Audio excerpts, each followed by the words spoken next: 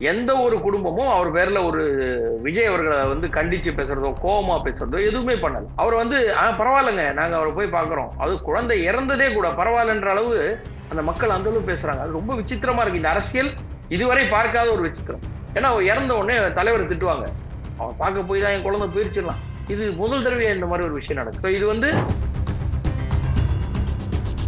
திரு ஸ்டாலின் அவர்கள் ஏர்போர்ட்டுக்கு வரும்போது அவருடைய கட்சிக்காரர்கள் மொத்தம் வரவேற்க இருந்தாங்க சார். அப்போ ஒருத்தர் ஒரு கத்தி எடுத்துட்டு கூட்டத்தில் பூந்தார்ல, அப்ப அவங்க எலெக்ஷன்ல ஜெயிச்சு அவர் முறையா வந்து ஆட்சி அமைச்சு இருக்காங்க சார்.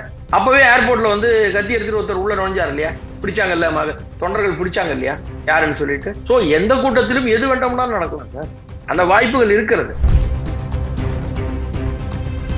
அப்பா அந்த மாதிரி பாட்டி இறந்துட்டாங்கப்பா, அப்படியா, நாளைக்கு என் வீட்டுக்கு வாப்பா உனக்கு ஆறுதல் சொல்றேன், அந்த மாதிரி போற போக்குல போயிட்டு நாளைக்கு எல்லாரும் வீட்டுக்கு வாங்க. இது இன்னொன்னு, இப்போ இந்த கட்சியினர் அந்த அமைப்புல இருக்கிற தாவேக்காவோட பொறுப்பாளர்கள் யாரும் கூட அந்த ஊருக்கு போய் இந்த முக்கியப்பட்ட தலைவர்கள் யாரும் கூட போய் பார்த்த மாதிரி தெரியல.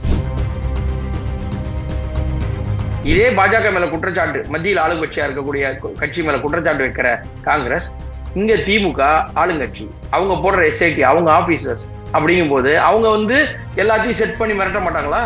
நீங்க வந்து கூட்டணி போயிட்டீங்கன்னா அவ்வளவுதான், உங்க பேர்ல குற்றச்சாட்டு வச்சிருவோம்னு சொல்ல மாட்டாங்களா? அதுக்கு என்ன நிச்சயம்?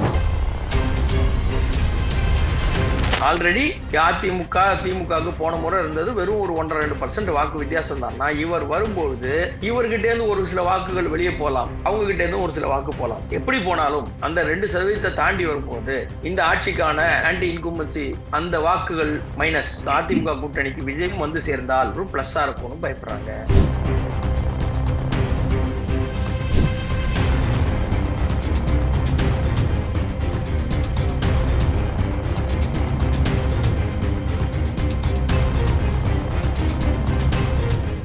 ரியல் ஒன் நேயர்களுக்கு வணக்கம். இன்று நம்மளுடைய நேர்காணலுக்கு அரசியல் விமர்சகரான கார்த்திக் என் சாமி அவர்கள் இணைஞ்சிருக்காங்க. சார் வணக்கம். வணக்கம் சார். எப்படி சார் இருக்கீங்க? நல்லா இருக்கும் சார். Okay sir. சார், இப்போ ராகுல் காந்தி வந்து விஜய் அவர்கள்ட்ட தப்பி தவறி கூட அந்த மாதிரியான ஒரு முடிவு எடுத்துறாதீங்க அப்படின்னு சொல்லி ஒரு தொலைபேசி உரையாடல் செய்தி நமக்கு வந்து கிடைச்சிருக்கு. சொல்லப்பட்டிருக்கக்கூடிய விஷயம் என்ன அப்படின்னு பார்த்தோம் அப்படின்னா, துணை முதலமைச்சர் பதவியை ஆசை காட்டி என்டிஏ கூட்டணிக்குள்ள நீங்க போயிடாதீங்க அப்படிங்கிற ஒரு அட்வைஸ் அப்படின்னு சொல்றதா, இல்ல கொஞ்சம் ஜாக்கிரதையா இருந்துக்கங்க அப்படின்னு ஒரு அலர்ட் மூட்ல ஏதாவது ராகுல் காந்தி விஜய்க்கு கொடுத்திருக்காரா, எந்த மாதிரி எடுத்துக்கிறது அப்படிங்கிறத அடுத்தடுத்த விஜயினுடைய செயல்பாடுகள் தான் அதுக்கு விடையளிக்கும். ஆனால் இப்போ சொல்லியிருக்கப்படக்கூடிய இந்த ஒரு செய்தி என்ன அப்படின்னு பார்த்தோம்னா, என்டிஏ கூட்டணிக்குள்ள நீங்க போயிடாதீங்க அப்படின்னு ராகுல் காந்தி வந்து விஜய்க்கு சொல்லியிருக்கதா ஒரு தகவல் வந்து கிடைச்சிருக்கு. நீங்களும் பார்த்திருப்பீங்கன்னு நினைக்கிறேன். ஸோ அதை பற்றின உங்களுடைய கருத்து என்ன சார்? சார் முதல்ல இந்த ஒரு செய்தியோட அடித்தளம் அப்படின்னு பாத்தீங்கன்னா, திமுக கூட்டணிக்கு தோல்வி பயம் வந்துருச்சுங்கிறத பார்க்கணும். தோல்வி பயம் வந்துருச்சு. சரி, இப்போ கொஞ்ச நாள் முன்ன, இப்ப இன்னைக்கு ராகுல் காந்தி பேசினாருன்றாங்க, கொஞ்ச நாள் இதை ரிவர்ஸ்ல பாருங்க. கொஞ்ச நாள் முன்ன திருமாவளவன் என்ன சொன்னாரு? அதிமுக பாஜக கூட்டணிக்கு போகக்கூடாது, அவங்க அதுல போறது வந்து தவறான ஒரு விஷயம், அவங்க கூட சேராதீங்கன்னு ஒரு 4-5 நாளுக்கு பேசினாங்க. அவங்க அதுக்கப்புறம் கூட்டணி சொல்லிட்டாங்க, ஓகே நாங்க சேர்ந்துட்டோம்னாங்க. அதுக்கப்புறம் இப்ப விஜய் அவர்கள் வந்து கொஞ்சம் அந்த பிரச்சாரம் எல்லாம் வந்து இப்ப இந்த கரூர் சம்பவத்துக்கெல்லாம் அப்புறம் முன்னாடியே ஒரு பேச்சுவார்த்தை உங்களுக்குள்ள நடக்குதுன்னு ஒரு செய்தி வரும்போது என்ன சொன்னாரு? அதிமுக பாஜக கூட்டணி விட்டு போயிடக்கூடாது, உங்க நம்பிக்கை கெட்டு போயிடும், நீங்க அதெல்லாம் விட்டு வந்துடாதீங்க, வேண்டாம், நீங்க விஜய் கூட போறதா ஒரு செய்தி வந்தது, அது பண்ணீங்கன்னா அதிமுக மேல இருக்கிற நம்பிக்கை மக்களுக்கு போயிடும், நீங்க அப்படி வரக்கூடாது அப்படின்னாரு. இப்போ விஜய்கிட்ட போய் நீங்க தயவு செய்து அங்க போயிடாதீங்க அப்படிங்கும்பொழுது இது வந்து பொதுவா இவங்களுக்கு இந்த எதிர் முகாம்ல கூட்டணி அமைஞ்சிட்டா நம்ம என்ன செய்ய முடியும் அப்படிங்கிற ஒரு பயம், தோல்வி பயம் இருக்கிறதா தான் முதலோட அடித்தளமா பார்க்கணும். சரி, இப்போ ஒருவேளை இப்ப ராகுல் காந்தி இப்ப சொல்லியிருக்காரு அப்படின்னா விஜய் அதை கேட்பாரா? கேட்கறதுக்கு வாய்ப்பு இல்லை. வாய்ப்பு இல்லை. ஏன்னா இங்க தமிழ்நாட்டுல விஜயை எதிர்த்து தீவிரமாக அரசியல் செய்து இந்த சம்பவத்தை மிக பெரும் பிரச்சனையாக்கி அரசியலாக்கி ஒரு விபத்துங்கிறத அவர் கொலை பண்ணி, அவர் தான் கொலைகாரர், கொலை பண்ணி விட்டாருலாம் நிறைய இணையதளத்துல பேசுனாங்க திமுக ஆட்கள். அதற்கு பிறகு இது சம்பவம் சிபிஐக்கு போக கூடாது, நாங்களே விசாரிக்கிறோம், சிபிஐக்கு போன பின்னாடி எல்லாம் அமைதி ஆயிட்டாங்க. ஓகே. ஆனால் கடைசியில என்ன பண்றாங்க, இது ஒரு விபத்து, இதை நீங்களே அரசியல் ஆக்கிட்டீங்கன்னு அவங்களே பேசுறாங்க. அப்ப ஆக மொத்தம் விஜய்க்கு எதிராக திமுகவினர் இங்கே மிகப்பெரிய ஒரு பிரச்சனையை ஆரம்பிச்சு விட்டாங்க. அப்போ அந்த கூட்டணியில இருக்கக்கூடிய காங்கிரஸ் அன்னைக்கெல்லாம் நீங்க அமைதியா இருங்க, நீங்க விஜய் அப்படி பேச வேணாம், விஜய் அவர்களோட நான் பேசுறேன்னு சொல்லி பேசியிருந்தாருன்னா கரெக்டா இருந்திருக்கும். இல்ல, இத்தனை பேர் இறந்த உடனே ராகுல் காந்தி அவர்களை கூப்பிட்டு இந்த மாதிரி சம்பவம் கேள்விப்பட்டேன், என்ன பிரச்சனை ஏதுன்னு பேசியிருந்தாருன்னா அது ஒரு நியாயம் இருக்கிறது.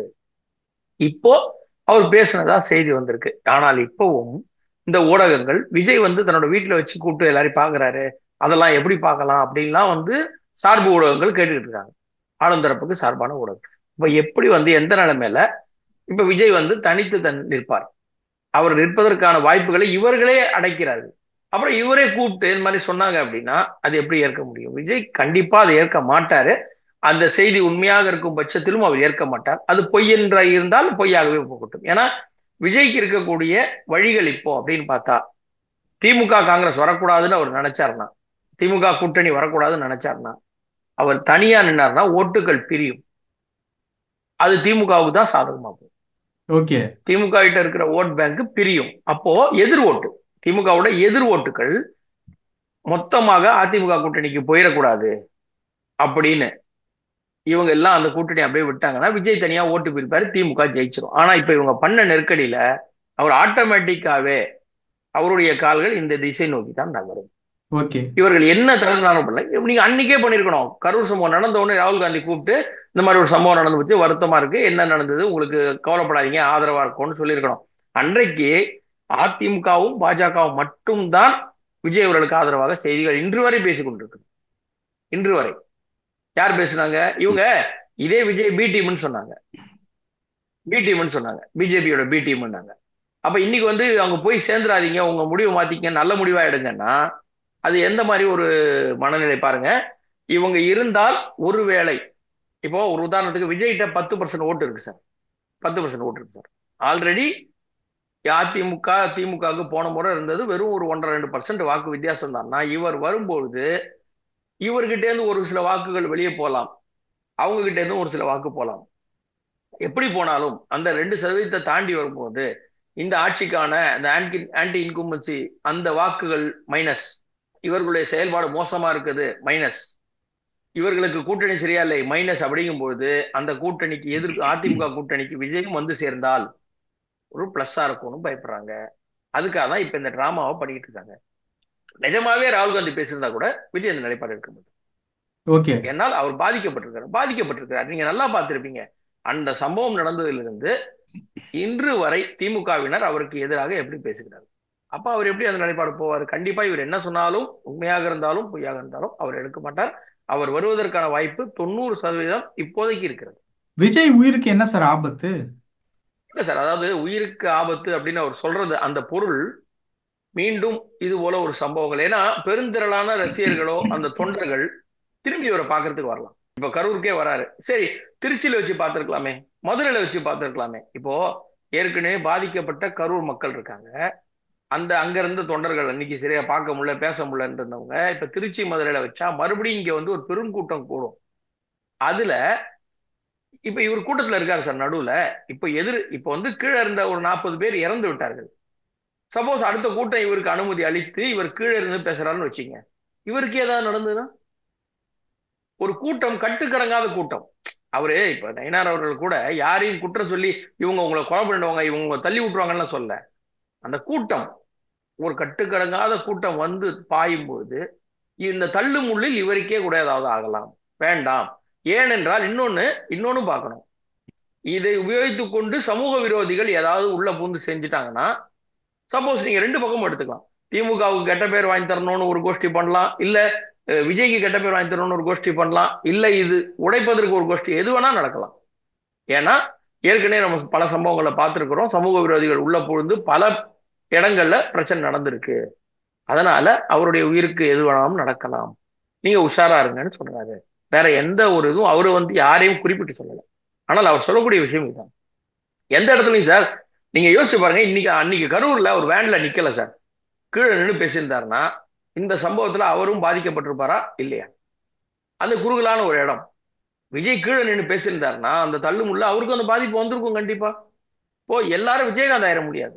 வேட்டியை மடிச்சு கட்டிக்கிட்டு கையில குச்சி எடுத்துக்கிட்டு எல்லாரையும் கூட்டத்தை கட்டுப்படுத்தக்கூடிய ஒரு ஒரு என்ன சொல்றது, ஒரு அந்த மாதிரி ஒரு தலைவர் யாரும் இல்லை. தலைவராக இருந்த, ஏன்னா மற்ற பொறுப்பாளர்கள் தான் இறங்குவாங்க. விஜயகாந்த் மட்டும்தான் அவராக இறங்கி எல்லா இடத்துலையுமே அவர் செய்திருக்கிறார். திரைத்துறை ஆகட்டும், பல பெரியவர்களுடைய மரணமாகட்டும், எல்லா இடத்துலையும் அவர் ஆளுமை காட்டியிருக்கார். ஆனா இவருக்கு அது முடியாது.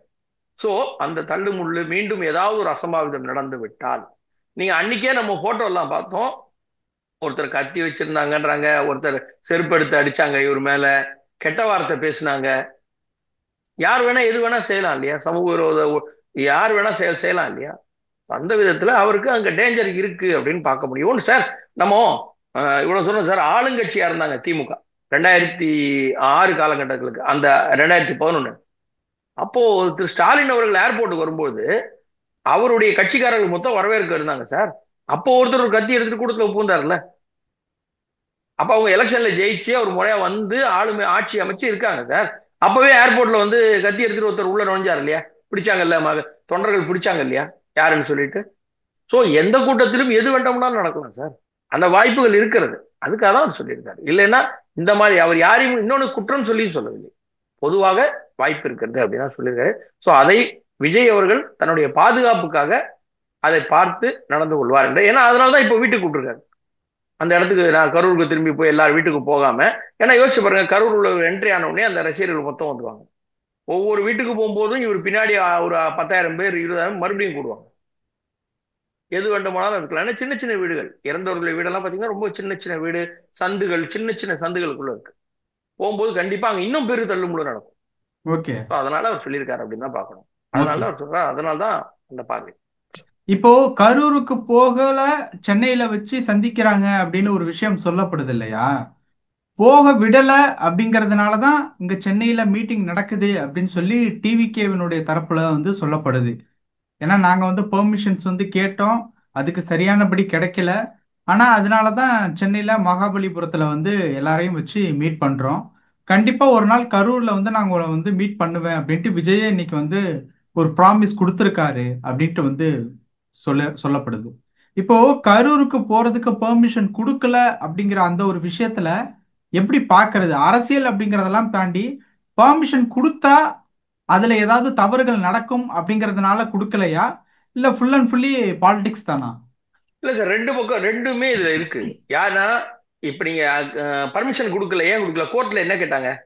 அது வந்து அவருடைய உரிமையை பாதிக்காதான்னு கோர்ட்ல கேட்டாங்க. 10 நாளைக்குள்ள பொதுக்கூட்டங்களுக்கான நெறிமுறைகளை நீங்க ரெடி பண்ணணும்.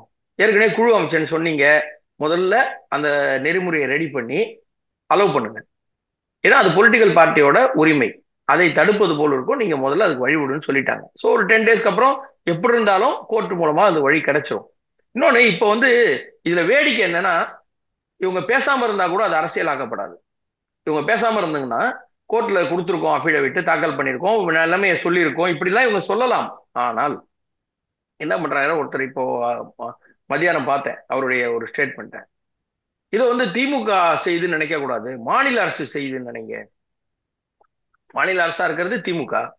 அப்ப நீங்க திமுக செய்துன்னு நினைக்காம மாநில அரசு செய்துன்னு நினைங்கன்னா, இவங்க எது செய்தாலும் மத்திய அரசு செய்துன்னு நினைக்காம மோடி செஞ்சார், பாஜக செஞ்சதுன்னு சொல்றாங்க.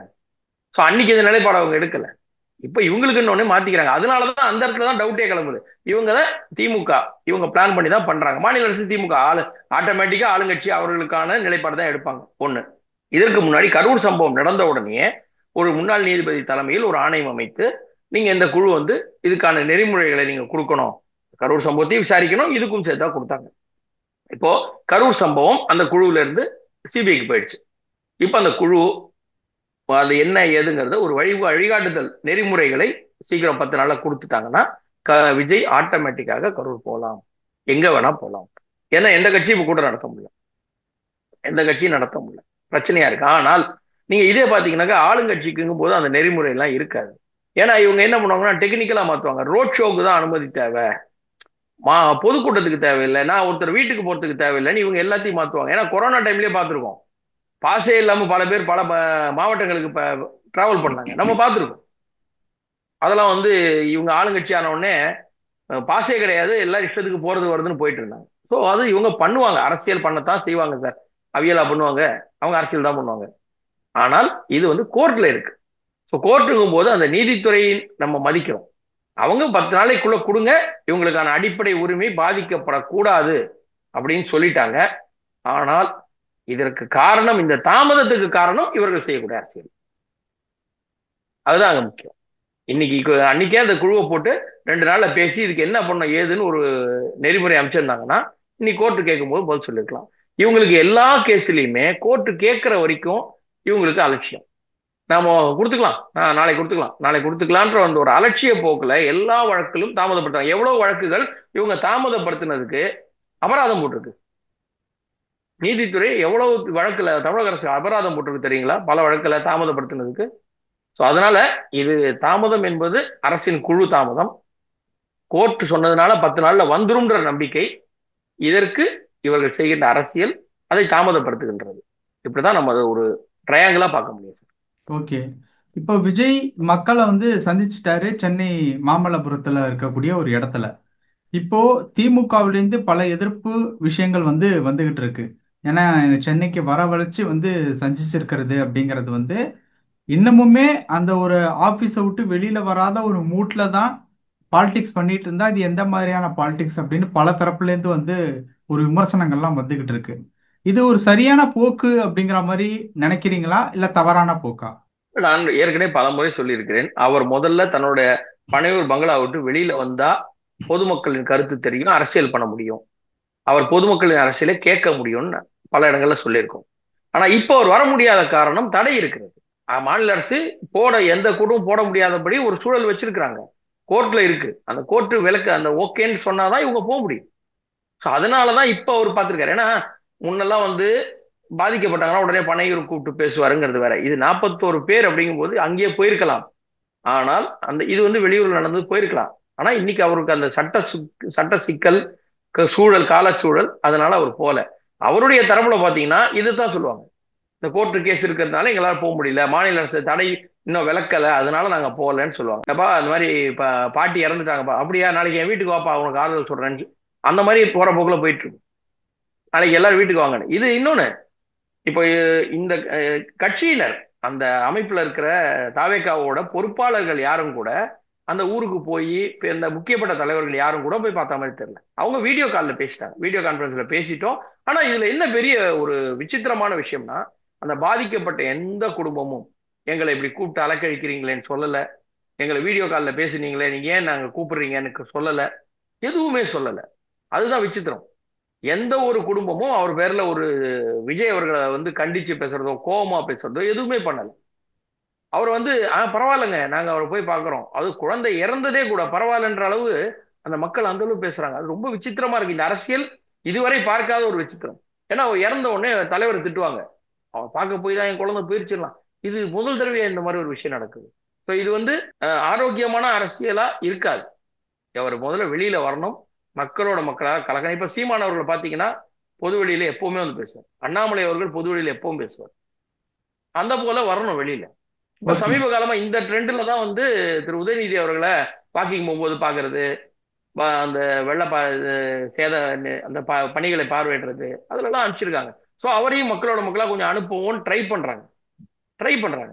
அதே மாதிரி விஜய் அவர்களும் வெளியில வரணும். வந்தாருனால் நல்ல ஆரோக்கியமான ஒரு அரசியல் இங்க அவருக்கு எதிர்காலம் நல்லா இருக்கும். இல்லைன்னா அவர் அந்த ரசிகர்கள் வட்டத்துக்குள்ள மட்டும்தான் இருப்பார், பொதுமக்கள் கிட்ட கலக்க மாட்டார். அவருடைய அந்த படத்துல வந்த படத்தை பார்த்து ரசிகர்களான அவர்கள் மட்டும்தான் இருப்பார்கள். அவர் வெளியில வந்தால் 10%ங்கிறது 15 கூட மாறலாம் அவருக்கு. ஓகே. So இப்போ அதுதான். ராகுல் காந்தி விஜய் கிட்ட போன்ல பேசினாருன்னு சொன்னேன் இல்லையா? அதுல ராகுல் காந்தி மெயினா சொன்ன ஒரு விஷயம் என்ன அப்படின்னு பாத்தீங்க அப்படின்னா, சிபிஐ விசாரணை கேட்டிருக்கீங்க, சிபிஐ விசாரணை கொடுத்துட்டாங்க. அந்த சிபிஐ விசாரணை கூட சென்ட்ரல் கவர்மெண்ட்டுக்கு ஆதரவா இருந்து உங்களை கார்னர் பண்றதுக்கு வாய்ப்பு இருக்கு அப்படிங்கிற மாதிரி ஒரு விஷயத்தையும் ஷேர் பண்ணியிருக்கதா தகவல் வந்திருக்கு. இது இது அவங்க ஏற்கனவே முதல்லயே சொன்னாங்க சார். நீங்க வந்து சிபிஐ போக வேண்டாம், எஸ்ஐடி இங்கேயே பண்ணிக்கலாம், நாங்களே பண்றோம். அப்போ சரி, சிபிஐ மத்திய அரசோட கண்காணிப்புல இருக்கு சார். சிபிஐ வந்து நெருக்கி விஜய் வந்து தன்னோட கூட்டணிக்கு வர வச்சிருவாங்க பாஜக. இப்போ மாநில அரசு எஸ்ஐடி போட்டதுன்னா அவங்க நெருக்கி நீங்க அங்க போகாம இருக்கிறதுக்கு வழி பண்ணுவாங்கன்னு தடுக்க மாட்டாங்களா இவரை? அதற்கு யாருன்னு உத்தரவாதம் இருக்குது? யார் உத்தரவாதம் தருவாங்க? இதே பாஜக மேல குற்றச்சாட்டு, மத்தியில் ஆளுங்கட்சியா இருக்கக்கூடிய கட்சி மேல குற்றச்சாட்டு வைக்கிற காங்கிரஸ் இங்க திமுக ஆளுங்கட்சி, அவங்க போடுற எஸ்ஐடி, அவங்க ஆபீசர்ஸ். அப்படிங்கும் போது அவங்க எல்லாத்தையும் செட் பண்ணி மிரட்ட மாட்டாங்களா? நீங்க கூட்டணி போயிட்டீங்கன்னா அவ்வளவுதான், உங்க பேர்ல குற்றச்சாட்டு வச்சிருவோம்னு சொல்ல மாட்டாங்களா? அதுக்கு என்ன நிச்சயம்? இது நம்ம இப்போ தமிழக முதல்வர் அவர்கள் சொன்னார் 2016, சிபிஐ, இடி இதெல்லாம் சுயமா இயங்கக்கூடிய அமைப்பு, தனி அமைப்புகள், அதெல்லாம் அரசு கீழ வராது, அதெல்லாம் சுதந்திரமான அமைப்புகள் அப்படின்னு சொன்னாரு. இதே ராகுல் காந்தி சொன்னாரு, சிபிஐ சுதந்திரமாக இருந்தது, ஆனால் ஆட்சியாளர்கள் கையில் தான் அது இருக்கும், நாங்கள் என்ன செய்ய முடியும்னு அவரு கட்சி ஆட்சியில இருக்கு, மன்மோகன் சிங் பிரதமராக இருக்கும்போது அவர் சொன்னாரு. அப்ப அவரும் அப்படிதான் யூஸ் பண்ணாரா? அப்ப இதே ராகுல் காந்தி சிபிஐ வைத்து விஜயை மிரட்டி கூட்டணிக்கு கொண்டு வருவார்கள் என்று சொன்னால், 2009 அறிவாலயத்தில் அந்த கட்டடத்துல ஒரு ஒரு ஃப்ளோர்ல கூட்டணி பேச்சுவார்த்தையும், ஒரு ஃப்ளோர்ல 2G விசாரணையும் பண்ணி, அந்த தயாளமட்ட விசாரணை பண்ணி மிரட்டி தான் 63 சீட்டு வாங்கினாங்கன்னு ஒத்துக்கிறாரா? 60 சீட்டு கொடுப்பேன்னாரு கலைஞர், 63 வேணும்னு கேட்டாங்க, தரல. சிபிஐ நேரம் அந்த அம்மா கூட்டு விசாரிக்கிறாங்க. வயதான பெண்மணியா அவங்களை கூட்டு வச்சு விசாரிக்கிறாங்க. கீழே அந்த இன்னொரு ஃப்ளோர்ல கூட்டணி பேச்சுவார்த்தை. இவர் 3 சீட்டு ஒத்துக்கிட்டாரு, மாட்டேன் அவரு. அப்போ ராகுல் காந்தி ஒத்துக்கிறாரு, சிபிஐ வச்சு மிரட்டி தான் அவங்க காலகட்டத்தில் இந்த வேலையெல்லாம் நாங்க முடிச்சோம். இது இப்படிதான் நடக்கும்னா அன்னைக்கு அவர் இப்படிதான் நடத்தினாரு. அன்னைக்கு அவர் அப்படி நடக்கலன்னு சொன்னா இன்னைக்கு இப்படி நடக்காது. ஓகே. இது ராகுல் காந்தி தான் ஒத்துக்கணும், ராகுல் காந்தி தான் ஒத்துக்கணும். ஐயா நாங்க அன்னைக்கு அப்படிலாம் பண்ணோம், அதே போல நீங்க பண்ணுவாங்க அப்படின்னு ஒரு ஸ்டேட்மெண்ட் ஒத்துக்கணும். இல்லைன்னா அவரே இல்லைங்க நாங்க தெரியாம சொல்லிட்டேன் அப்படின்ட்டு வாபஸ், அவர் வழக்கமா பண்ணுவார் இல்லையா, வெளியில ஒண்ணு சொல்லுவாரு, கோர்ட்டுக்கு போய் மன்னிப்பு கேட்பாருல்ல, அந்த மாதிரி இதையும் வாபஸ் வாங்கிட்டு அவர் போக வேண்டியது. ஓகே சார், பல விஷயங்கள் பேசியிருக்கோம். நேரத்துக்கு ரொம்ப நன்றி சார். நன்றி சார்.